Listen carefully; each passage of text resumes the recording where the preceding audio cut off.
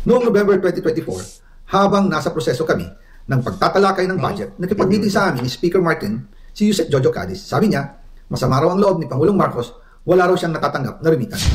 At dahil laging napapagalitan si Speaker Martin ng Pangulo mula Setyembre hanggang November, inutusan niya ako na mag-deliver ng 1 billion pesos para kay BBM. Unahin na ho muna natin ang pagpipresenta ng DILG sa mga nahuli nilang sapsap at butete at dilis. Kaugnay nga ho dito sa mga maanumalyang flood control project. Bago lahat mga kababayan, isang like at isang subscribe. Masaya na ho tayo dyan sa mga gusto sumali sa ating community. Yung join button nandiyan lang ho sa baba. Ayun na nga, rumekta ho kagad tayo dito kay John Vic Remulla at dito kay Vince Dizon. Anak ng Towa. Ang naging basihan sa pagkakaso dito kay Martin Romualdez at dito kay Zaldico. Alam niyo ho ba kung ano yung naging testimonya nitong si Master Sergeant Orly Gutesa. Saludo. Paano ba yan? Paano niya pababawiin ang kanyang testimonya para dun sa mga Marines na ika nga tinakot kung ano man ginawa dito kay Master Sergeant Orly Gutesa. Itigil niyo na ho yan. Pakawalan niyo na ang mama. Nakakaawa na ho. Makonsensya naman kayo. Nagsasabi lang naman siya ng totoo. Ngayon siya ang pinag-iinitan nyo, mga walang niya kayo. Talaga ho atang totoo ang sinasabi ng ating mga kababayan sa social media. Na pati ho ata, yung ating mga ika nga men in uniform, yung mga nasa matataas na rango, nabili na rin ho ata ng perang galing sa flood control. Yun ho ngayon ang usap-usapan sa social media. Tayo ho naman mga kababayan, basa-basa lang naman tayo. Hindi pa ho natin napanood to. Sabay-sabay ho tayo mga kababayan. Sabay-sabay tayo. Game. O ito na, game na ho tayo. Mamaya na to si Attorney Harold Respicio. Siyempre mas ano naman ho itong si Zaldico kay Attorney Harold Respicio. Ika nga mas pandiinan ho ito. Game. Rekta ho tayo dito kay Zaldico. Game. Papalabasin ng administrasyon na ako ay isang terorista sa loob at labas ng Pilipinas. Naku, matindi to ha. Parang nakatulog ka na bro ha. Sa tingin ko matagal na yung video. Pero yung ano mo, yung quote mo talagang pangdiinan ha. Dalawang ano na yan. Yan na yung pinaka-iconic. Ibenta natin yan kay Boss Toyo. Zaldico, bigay mo sa akin. Benta ko kay Boss Toyo yan. Iconic yung ano mo na yan. Bili nga ako ng... Anak na tayo ng brown ako. Bibili ako ng coat mamaya. Kulay brown. Ha? Ganyan ang susuot natin pagka nagbablog tayo. Ala Zaldico. Abangan nyo mga kababayan. Bibili ako ng brown coat ko. Para mailibing ako kasama ang katotohanan kahit saan man ako pumunta. Sinabi na agad sa akin ni Speaker Romualdez na kailangan ko makapag-deliver ng 2 billion pesos kada buwan para sa pagdi-deliver ng male-maletang pera patungo sa bahay ni Speaker. Ang sinabi mismo ni Speaker Martin sa akin na hati sila ni Pangulong Marcos sa perang yon para gamitin bilang bagsakan at imbakan ng pera mula sa mga SOP, collection at deliveries na para sa Pangulo. Huwag mo akong pigilan sa mga insertions ko. Huwag ka nang makialam sa budget. Ang gusto niya ng 50 billion pesos na insertion. Ngunit ang sagot ng Pangulo, humingi ka ng bago or dagdag na insertions. Naku, matindi ho ito. Part 1 pa lang to ha. Magandang araw po sa inyong lahat. Ang part 1 ho natin bago ko ipagpatuloy ang aking paliwanag, nais ko munang magpasalamat sa inyo. Maraming salamat sa inyong bukas na isipan, sa inyong pasensya, at sa pagtanggap ninyo sa mga impormasyong aking ibinabahagi. Alam kong hindi madali ang mga paksang ito. Mabibigat at mahirap tanggapin. Hindi po ako makauwi dahil malaki ang banta sa buhay ko. Ngayon naman, ay meron kaming natanggap na balita. Papalabasin ng administrasyon na ako ay isang terorista sa loob at labas ng Pilipinas. Para mailibing ako kasama ang katotohanan kahit saan man ako pumunta. Pero mahalagang malaman ng taong bayan ang katotohanan. Muli, taos-puso akong nagpapasalamat sa inyong pakikinig. Una po sa lahat, sinasabi ng ICI at ni Henry Alcantara na 21 billion pesos daw ang napunta sa akin. Hindi po totoo yun. Wala akong natanggap na ganyang halaga. Ang totoo, mula 2022 hanggang 2025, ang kabuuang pera na dumaan sa akin para ibigay kay Pangulong Bongbong Marcos at kay dating Speaker Martin Romualdez ay umabot sa 56 billion pesos at hiwalay pa dyan ang 100 billion pesos insertion ng Pangulo sa 2025 budget. Nako. Pati na rin ang 97 billion pesos flood control insertion na inilagay sa NEP ng 2026 national budget. Balikan natin kung paano ito nagsimula. Noong 2022, kakaupo ko pa lang bilang chairman ng House Committee on Appropriations, sinabi na agad sa akin ni Speaker Romualdez na kailangan ko makapag-deliver ng 2 billion pesos kada buwan. Makalipas ang ilang araw, tumawag sa akin si Yusek Bernardo. Sabi niya, kailangan ng tulong ng Bulacan sa problema nila sa baha. Pinapunta niya sa opisina ko sa Kongreso si DPWH District Engineer Henry Alcantara. Sa naging meeting namin ni Alcantara, siya mismo ang nag-offer kung paano ang hatian sa mga proyekto ng DPWH. 22% para kay Speaker Romualdez, 2% para kay Yusek Bernardo at 1% para sa kanya. Doon po nagsimula ang tinatawag nilang deliveries. Ang sistema po ay ganito. Ang mga tao ni Henry Alcantara ay nakikipag-ugnayan sa mga tao ko na sina Paul Estrada at Mark Ticsay. Yan. Sila ang tumatanggap na pera mula sa mga tao ni Alcantara. Minsan sa bahay ko sa Valle Verde, minsan naman sa BGC parking. Pagkatapos nilang makuha ang pera, sila Mark at Paul naman ang nag-aayos o nakikipag-coordinate sa tauhan ni Speaker Martin Romualdez na si Jocelyn Sereno para sa pagdi-deliver ng male-maletang pera patungo sa bahay ni Speaker. Una, sa North Forbes Park sa McKinley Drive at nang lumipat siya sa number 14 Nara Street, South Forbes Park. Gusto ko pong linawin, hindi ako nakikialam sa mismong proseso ng paghatid. Dumaan lang po sa akin ang pera na agad dinideliver kay Speaker Romualdez. Ako lang po ang nagko-confirm sa text kay Speaker kapag nadala na ang pera sa bahay niya. At lahat ng ito, mula sa unang utos noong 2022 hanggang sa huling delivery noong 2025. Umabot sa mahigit 55 billion pesos plus ang naihatid sa bahay ni dating Speaker Martin Romualdez. Nako! Madalas hindi nabubuo ang hinihinging 2 billion pesos bawat buwan ni Speaker, kaya iyan ang final total. Ang sinabi mismo ni Speaker Martin sa akin na hati sila ni Pangulong Marcos sa perang yon. Ang listahan ng mga deliveries na ito, kung kailan, magkano, at saan dinala, ilalabas ko po kasabay ng video na ito. Noong November 2024, habang nasa proseso kami ng pagtatalakay ng budget, nakipag-meeting sa amin ni Speaker Martin si Yusek Jojo Cadiz. Sabi niya, masama raw ang loob ni Pangulong Marcos, wala raw siyang natatanggap na remittance. At dahil laging napapagalitan si Speaker Martin ng Pangulo mula Setyembre hanggang November, inutusan niya ako na mag-deliver ng 1 billion pesos para kay BBM. Nako! Ayon pa kay Yusek Jojo, nang ipaalam niya ito sa Pangulo, ang utos sa kanya ng Pangulo ay mag-ingat at siguraduhin si Yusek Jojo lang ang maghahatid. Ang instruction po sa akin ni dating Speaker Martin Romualdez ay dalhin sa number 30 Tamarin Street, South Forbes Park at ibigay kay Yusek Jojo Cadiz dahil ito raw ang draft of point na malapit sa bahay ng Pangulo. Sinabi rin po sa akin Speaker Martin Romualdez na si PBBM ang nag-utos sa kanya na bilhin ang bahay sa number 30 Tamarin Street para gamitin bilang bagsakan at imbakan ng pera mula sa mga SOP, collection at deliveries na para sa Pangulo. Noong December 2, 2024, personal kong i-deliver ang 200 million kay Yusek Jojo Cadiz sa number 30 Tamarin Street, South Forbes Park. Ayon sa kanya, dadalhin daw niya ito sa bahay ng Pangulo sa number 41 Nara Street, South Forbes Park. Kasunod dito, noong December 5, 2024, muli akong nag-deliver ng 800 million sa parehong address at Yusek Jojo Cadiz pa rin ang tumanggap. Sabi niya, iyon naman ay dadalhin sa bagong bahay ng Pangulo sa South Forbes Park. Sa kabuuan, 1 billion pesos ang personal kong naihatid. Ako mismo ang nagbigay ng pera, kasama ang aking driver at mga tauhan. At lahat ito ay base sa direktang utos ni Speaker Martin Romualdez. At dyan po nabuo ang kabuuang halagang 56 billion na ipinadala mula 2022 hanggang 2025. Pero kahit na na-deliver na ang 1 billion pesos para kay Pangulong Marcos at kahit na naisama na rin sa 2025 budget ang 100 billion pesos insertion sa pamamagitan ng BICAM Committee, ayon mismo sa utos ng Pangulo, nagagalit pa rin daw si BBM. Nako, nagagalit pa rin daw si BBM. Abangan ang part 2. Nako, napakatindi ho niya mga kababayan. Ha? O remekta na ho tayo ngayon dito kay John Vic Remulla. Rekta ho tayo dito sa press briefing ng DILG, PNP, ito DILG, PNP, DPWH, DOJ at itong naka-blue. Itong naka-blue sa dulo, hindi ko alam kung saan ano to eh. Basta itong tatlo na to, DOJ to, ito DPWH, ito sa PNP, ito DILG, ito hindi natin alam kung saan to. Baka salin pusa yan. Pakinggan natin, Jern. Before we open the floor for questions, Secretary Remulla will deliver his statement, followed by the statements of the other department heads, if any. We ask the media to keep your questions orderly, direct, and focused so we can give the public the clear and accurate information they expect. Kindly raise your hands later and an usher would go to you and hand you a microphone. To begin, we call on the Secretary of the Interior and Local Government, Secretary Juanito Victor Remulla. Good morning. Morning. Today is about the response of the law enforcement agencies regarding the warrants of arrest issued by the Sigdigan Bayan over 16 individuals. 16 These individuals are Elizalde 16 dilis at sapsap. Zaldico, incoming member of the House of Representatives, or resigned, but former chair of the House of Committee on Appropriations. Gerald A. Pacanan, Regional Director, DPWH, Mimaropa, Region 4B. Jean Ryan A. Altea, Assistant Director, Regional Assistant Director. Ruben Santos Jr., Assistant Regional Director. Dominic G. Serrano, Chief Construction Division, Bids and Awards Committee, Chairperson. Felizardo S. Casuino, Project Engineer 3. Ang kilala lang ho natin dyan si Saldico. Bakit si Saldico ang talagang binakbak dito sa dito sa flood control? Kasi wala siya sa Pilipinas. Aba, kung lumabas na ang warrant ni Saldico, dapat lumabas na rin yung kay Martin Romualdez. Dahil amo niya si Martin Romualdez. Hindi gagalaw yung si Saldico kung walang basbas ni Martin Romualdez. Secretary John Vic sa bagay, brad nga pala ng kuya mo yung si Martin Romualdez, kaya talagang medyo malabo yung wish na yan ng ating mga kababayan. Timohen Sakar, Materials Engineer. Montrexis T. Tamayo, OIC Chief Planning and Design Division. Juliet C. Calvo, Chief Maintenance Division. Dennis P. Abagon, OIC Chief Quality Assurance and Hydrology Division, Regular Member, Bids and Awards Committee. Number 11, number 11, Lerma D. Tsaka meron pa ho tayong problema dito ha. Bakit wala sa warrant itong si John Paul Estrada at itong si Mark Tiksay? Ba't wala yan? Ha, si Paul Estrada at saka itong si Mark Tiksay nasa na?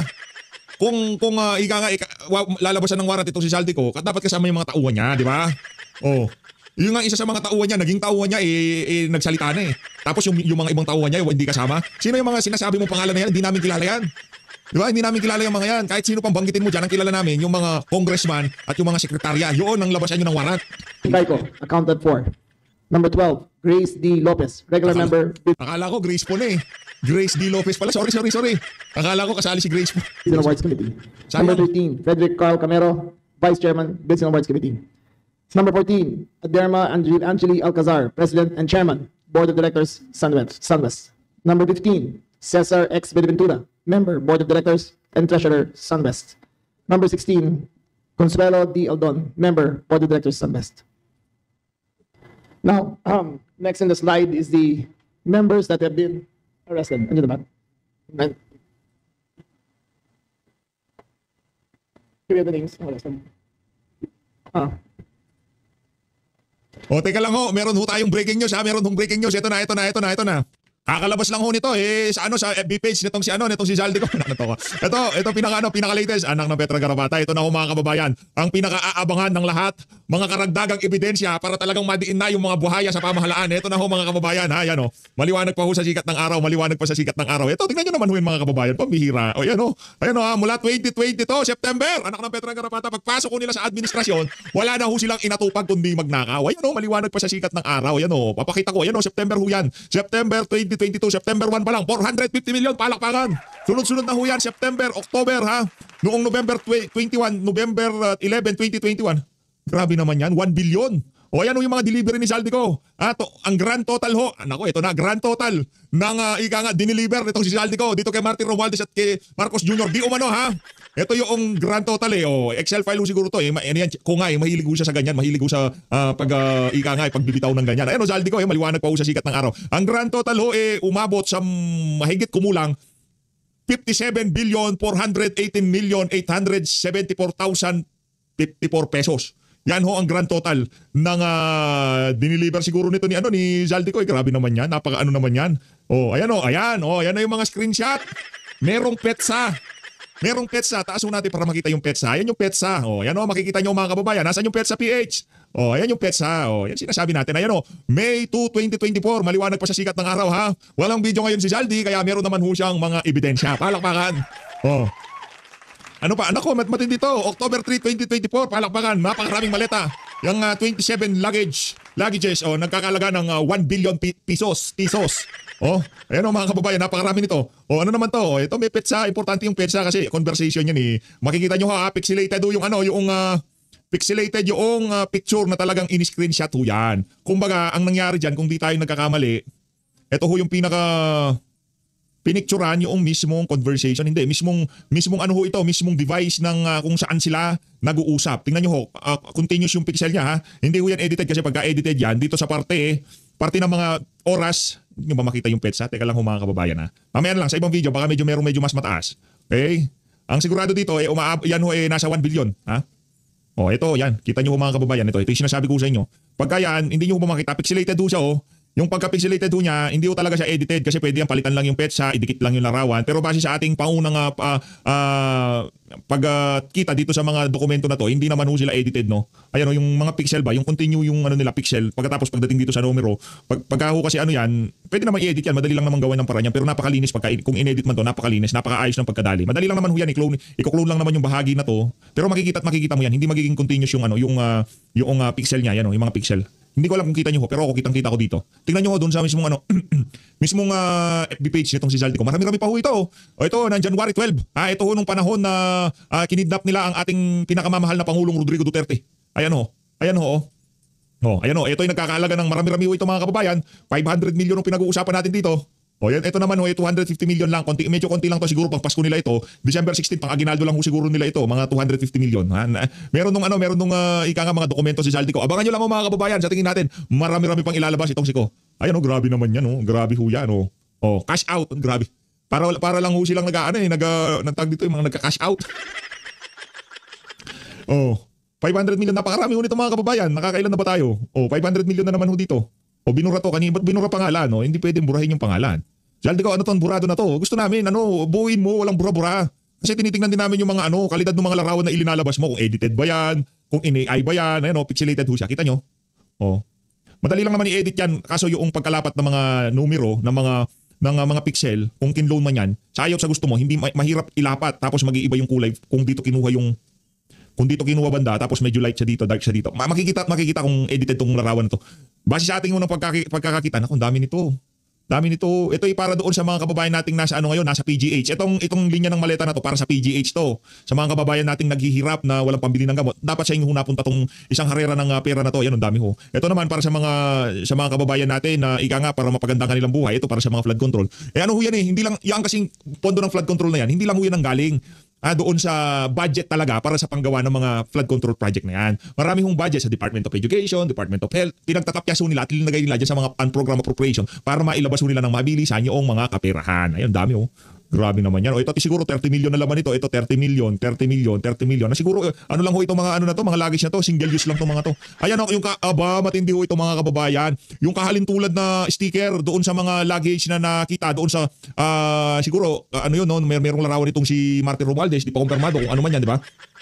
Ito ho yung mga yung kahalintulad na sticker Binilabel nila, ayan may label ho, magkakalintulad, meron lahat label. Parang yung sa ngayon, ang gagawin ho natin sa susunod na video, subukan ho nating hanapin yung mga luggage na nandito sa larawan ng labas ni Zaldico at doon sa mga luggage na di umano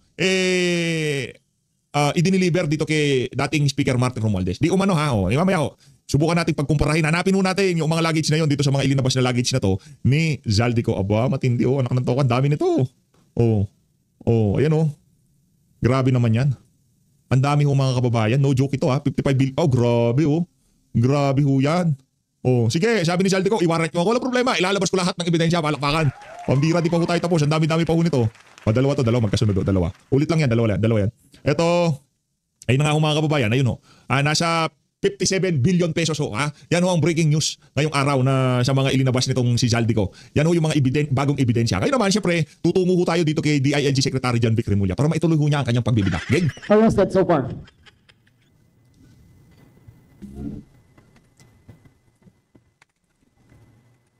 We have Gerald A. Pakanan.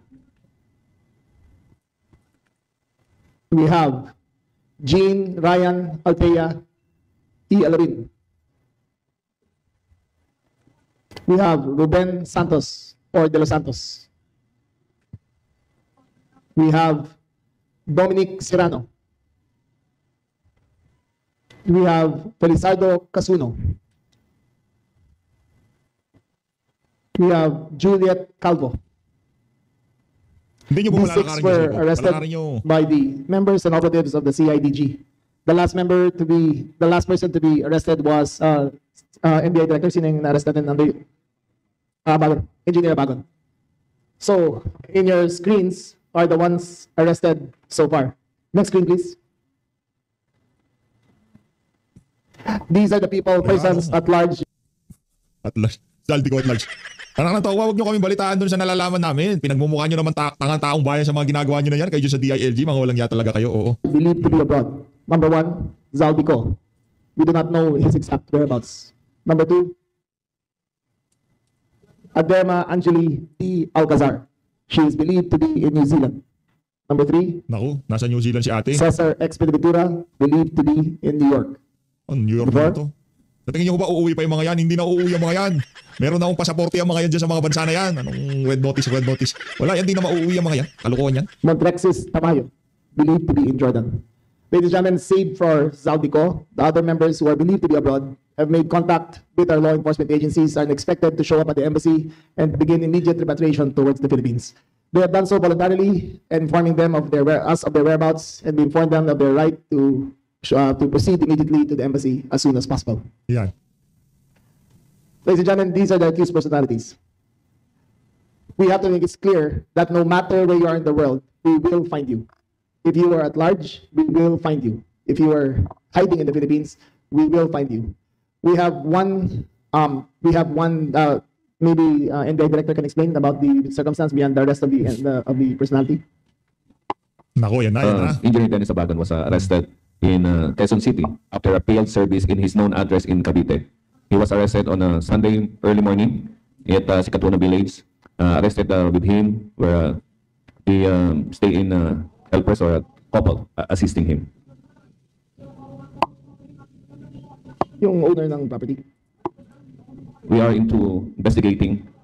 Reports were made that the house where he was arrested is allegedly owned by one vice mayor of Bansud, Oriental Mindoro. We are still verifying the authenticity of this information. Ladies and gentlemen, basta po kayo ay ako sana ng ombudsman at binigay na ang information sa Sandigan Bayan at labas ng warrant of arrest, kayo po ay kailangan masaklaw na sa ilalim ng jurisdiksyon ng batas. Pinabalaan po namin na lahat ng gustong tumulong, lahat ng gustong tumulong itago ang mga ito ay may kaparusahan na katumbas hanggang sa kanilang ginagawa. Our best advice to all who have warrants of outstanding warrants of arrest against them, surrender as soon as possible. Surrender to the nearest authorities. Surrender to the nearest police station. Yan, sumuko na kayo. Bigo ko naman. Sumuko na kayo dahil kayo ang ibabandera. Kayo ang gagawing poster boy ng administrasyon na to sa laban nila sa korupsyon. Kayo ang gagawin nilang poster boy. Yung gusto nilang gawin kay Zaldigo, sa inyo nila gagawin yan. Diba? Tuloy. After you, we cannot guarantee the results. For the sake of your families, for the sake of the country, surrender immediately. Thank you very much. Are there any questions? Yeah. Yes, sir. We have 5 questions because we have to proceed somewhere else. Leah? Good morning, sir. Leia Ilagan po, UNTV. Sir, itong mga akusado na ito ay saang flood control lang sila dadawit at tama po ba na dire-diretso yung investigation and meron pa tayong mga inaasahan na sa mga susunod na araw? SILG, with your permission. Unang-una po, narinig naman po natin ang Pangulo natin kaninang umaga. In-announce niya ang pagka-aresto nitong mga unang mga sangkot dito sa unang kasong final ng gobyerno laban sa mga maanumalyang flood control project. At sinabi din ng Pangulo natin, umpisa pa lang po ito. Yeah, Nandito na po tayo sa punto na mananagot na po lahat ng mga dapat managot. Pero Ito talagang si Vince Dizon. May pagka-joker eh. Nandito na daw tayo sa punto na mananagot na daw yung mga dapat managot. Palakpakan. Matindi ho itong si Secretary Vince. Mananagot na daw ho yung mga dapat managot. Ibang klase talaga, oo. umpisa pa lang po ito. Umpisa pa lang. Ang unang kaso tungkol sa flood control sa Oriental Mindoro. No, pero marami pa pong parating na kaso. Naku. Marami pa pong Huwag ko kayong magalit sa bayan ng Pilipino Marami pa daw kasong parating. Doon sa mga butete at sapsap. makakasuhan. Pagka yan, hindi naging dating speaker, hindi pinsan ng presidente. Ano ka tawa? Makukulong na lahat ng makukulong pero yung mama na yan, napaka-imposibleng makulong. Paano natin Teka lang. Ang binibida mo na naman dito, Vince Marcos Jr. Yung addict na presidente doy umano, sabi ng kanyang kapatid na si Jaime Marcos. Marami pa po Wala ka ang maaresto. Yan po ang pangako ng Pangulo natin. Kaya Siya hindi niya arestuhin sarili niya. Kundi rin lang naman niya arestuhin sarili niya, huwag na ho kayo magbida-bida. Nagmumukha ho kayong tanga sa mga pinagagawa niyo na yan. Sa totoo lang, Sec Vince, medyo mataas respeto ko sa inyo mga nakalipas na panahon Kasi nakita kita nagtrabaho sa BCDA, talagang matindi yung pagtatrabaho ang ginagawa mo doon Ngayon pala, itutuloy mo dito sa administrasyon. Iba ho yan si Vince, matindi ho yan. maghintay na lang po tayo. Naghintay na rin naman tayo ng ilang buwan. Ayan, So, hintay pa. tingin ko konti na lang Oo. madadagdagan pa ng madadagdagan itong mga makakasuhan at mga arresto ito. Kay SLG. Sir, may madadawit po bang mga local government executives Oriental Mindoro tungkol dito sa flood That control? is the discretion ng ombudsman yan. So, itin natin ombudsman maglabas ng report nila. Pero may iniimbestigahan. Again, ombudsman yan. Sila ang magsasabi. 2 more questions, please. Yes, sir. Sir, good morning. No? Any information po regarding the whereabouts of Saldico? You said last Friday he was in Japan. Is it also true na nasa isang country siya na walang extradition treaty with the Philippines kaya hindi siya maaresto basta-basta? Kasi meron tayong kay Negros Oriental representative na huli siya agad. But why with Saldico? Why is it taking so long? We believe he's traveling with another passport. We do not know if he's using another name. So, bine-verify pa namin The blue notice is out. Now that we have now that he is the arrest warrant, Anak ng toko yung pinaghiraman ng eroplano na panghatid kay dating Pangulong Rodrigo Duterte dyan sa The Hague, Netherlands. Siya naman ho ngayon ang hinahanting ng yung mga kasama niya doon sa ginawa nilang pagkidnap kay dating Pangulong Rodrigo. Anak na betang eroplano. Ang hirap talaga ng buhay kaya itong mga rebulya na to at mga Marcos na to, ano lang yan, umiikot lang ang mundo, di ba? Baka yung mga ibang hinahabol nyo ngayon o inaaway nyo ngayon, pagka umikot ng mundo, sila naman hahabol sa inyo. Kaya ang rules na lang ng buhay, wag na lang magnakaw. Diba? Huwag na lang magnakaw. At huwag natin gawa na masama yung mga kapwa natin Pilipino. Yung tipong huwag natin ipatapon sa ibang bansa kasi mahirap na ho eh. Dadating ang punto na sisingilin ho kayo ng hindi ng sambay ng Pilipino. Bagko siya ang ika nga Diyos ng tadhana. Pagka yan, wala ho kayong magagawa. Especially ikaw. Pag sinabi nitong ng tadhana na magiging yun ang mangyayari sa'yo. Diba? John Vic, hinay lang. Huwag siya Red notice can be out and then we will further determine kung nasan talaga siya. So hindi po siya gumagamit ng Philippine passport. So kahit i-cancel, Secretary. Ang hula lang namin, reportedly he has another passport that he's using. Thank you, sir. One more question, please. Yes, sir. Morning, sir. Alfred Allison. Alfred. Journal Group. Sir, yung napanood kahapon na yung isang suspect, nagbabarge yung mga agents, destroying the door using a battering ram.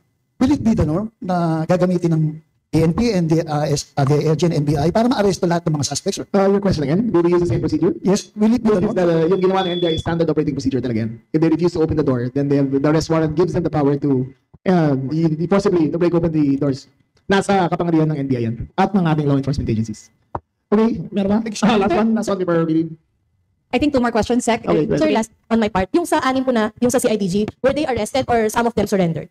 The first one in the name of Gerald Pakanan surrendered, and after that surrender, one after the other, we arrested, or the PNP arrested through the CIDG 6 personalities. One more, please. Banggit ng NBI na alleged vice mayor yung may-ari ng bahay na inaresto si Director Pakanan. No. Hindi siya alleged. We have determined that he is the owner of the property. Ang determine lang namin kung ano ang nature ng kanyang stay sa lugar na yan. So until we determine kung he was renting or he was being hidden, wala pa kaming definite statement kung ano ang status ng kanyang investigation. Meron pong kaso, Sec? Again, we cannot say until we determine the exact state of the arrangement kung bakit siya doon. Ano pong ginagawa ng office nyo para pumariyak na walang political intervention? Ay, wala talaga. No. So what you see is what you get. There is no political intervention here. Ang tawag doon, bobong tanong galing sa mga aanga-angang reporter. Okay, thank you very much. Okay, thank you very much. Ayun na nga mga kababayan, dito na natatapusin ang ating reaction video. Good luck dito kay Martin Romualdez. Mabibigat yung mga linabas nitong si Zaldico.